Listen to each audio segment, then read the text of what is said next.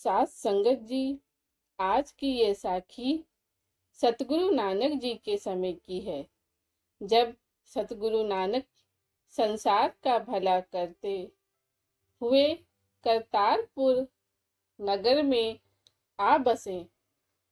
तो वहां आकर सतगुरु ने भाई लहना जी को परखने के लिए क्या हुक्म किया, आइए बड़े ही प्यार से आज का ये प्रसंग श्रवण करते हैं। साथ संगत जी, जब सतगुरु नानक अपने अंतिम समय में करतारपुर साहिब में आ बसे, तो सतगुरु से प्रभावित होकर बहुत संगत सतगुरु के पास रहने के लिए करतारपुर साहिब में बस गई और सतगुरु ने अपना अंतिम समय करतारपुर साहिब में बिताया। तो साथ संगत जी, संत सतगुरुओं से भला क्या छिपा होता है, वो तो जानी जान होते हैं। उन्हें आने वाले समय की खबर पहले ही हो जाती है। तो ऐसे ही सतगुरु को भी मालिक की तरफ से बुलावा आ गया था। तो जब सतगुरु ने देखा कि अब जाने का समय हो गया है, इस संसार से विदा लेने का समय आ गया है, तो सतगुरु नानक ने अपने सेवकों की परख की, क्योंकि उस समय सतगुरु के बहुत सिख सेवादार बन गए थे, जो सतगुरु की सेवा में लीन रहते थे। तो सतगुरु ने उनमें से गुरुगद्दी के लिए किसी एक को चुना था। तो सतगुरु ने परख करने के लिए वहां पर मौजूद अपने सेवकों को अपने साथ चलने के लिए कहा। तो सभी संगत और सतगुरु के सेवक सतगुरु के पीछे पीछे नाम सिमरन का जाप करते हुए जा रहे थे। तो सतगुरु ने परख करने के लिए उन पर धन की वर्षा की। तो जब सेवादारों को कुछ तांबे के सिक्के दिखाई पड़े, तो उनमें से कुछ सेवकों ने वो सिक्के उठा लिए और अपनी झोली में डाल लिए और सतगुरु का प्रसाद समझकर वो वहीं से वापस चले गए। लेकिन कुछ सेवादार सतगुरु के साथ चलते रहे। तो थोड़ा और आगे गए तो उन्हें भी चांदी के सिक्के दिखाई पड़े। तो उन्होंने भी चांदी के सिक्के उठाए और सतगुरु का प्रसाद समझकर सतगुरु को प्रणाम कर लौट गए। लेकिन अब कुछ ही सेवादार सतगुरु के साथ रह गए थे। सतगुरु यह नजारा अपनी दिव्य दृष्टि से देख रहे थे। तो साथ संगत जी, जब कुछ सेवादार सतगुरु के साथ बाकी रह गए, तो उनको सोने की असरफियां दिखाई पड़ी।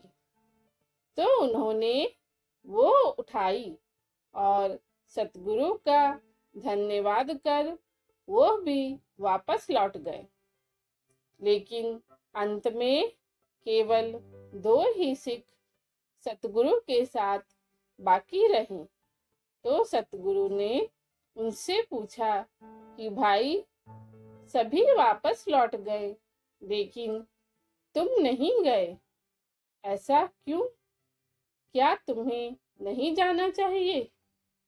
तो उन्होंने सतगुरु के इस प्रश्न का जवाब देते हुए कहा, सतगुरु, उन्हें जो चाहिए था आपने वो उन्हें दे दिया, इसलिए वो वापस चले गए। लेकिन हम कहाँ जाएं? हमें तो आपकी शरण चाहिए। हम तो आपकी शरण में आए हैं। अब हमारा कोई और स्थान नहीं है। हमारा स्थान केवल आपके चरणों में है। हमारे लिए और कोई दूसरी जगह नहीं है।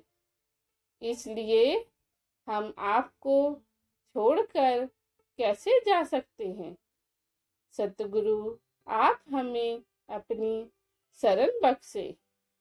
तो साध संगत जी, यह सुनकर सतगुरु नानक ने उन्हें हुक्म दिया कि जाओ, वहां पर एक मुर्दा पड़ा है, जाकर उसे खाना शुरू करो। तो जैसे ही सतगुरु नानक ने ये हुक्म किया तो भाई लहना जी भागकर आगे बढ़े, और जैसे ही आगे बढ़े उन्हें मुर्दे के शरीर से दुर्गंध आ रही थी। लेकिन वो सतगुरु का हुक्म मानकर वो मुर्दा खाने के लिए तैयार हो गए। लेकिन जब वो मुर्दे के पास गए तो पास जाकर वो रुक गए। तो उन्हें रुका हुआ देखकर सतगुरु नानक ने भाई लहना जी से सवाल किया, क्या हुआ भाई लहना, तुम रुक क्यों गए? तो ये सुनकर भाई लहना जी ने सतगुरु नानक से कहा कि गुरु साहब, मैं इसलिए रुका हूँ कि आप कब हुक्म करोगे कि मैं किस तरफ से खाना शुरू करूं? सिर की तरफ से खाना शुरू करूं या फिर पैरों की तरफ से खाना शुरू करूं? तो सतगुरु नानक ने भाई लहना जी को कहा कि सिर की तरफ से खाना शुरू करो।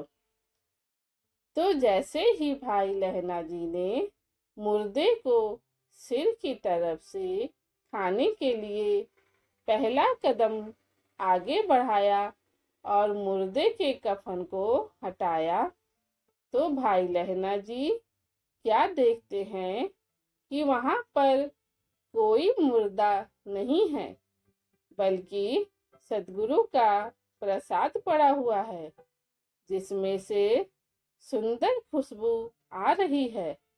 तो साध संगत जी, ऐसे सतगुरु नानक ने भाई लहना जी की परीक्षा लेकर उन्हें भाई लहना से गुरु अंगद साहिब जी बना दिया, जो कि सिखों के दूसरे गुरु कहलाए। साध संगत जी, नाम के इस मार्ग पर चलना कोई आसान काम नहीं है।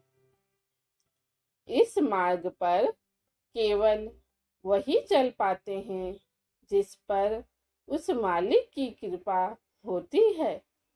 नाम के इस मार्ग पर जीव को अपना तन, मन और धन सतगुरु को भेंट करना होता है, और जो जीव अपना तन, मन और धन सतगुरु को भेंट कर देते हैं, अपने आप को मिटा देता है, वही जीव इस मार्ग पर चलने के काबिल बनता है।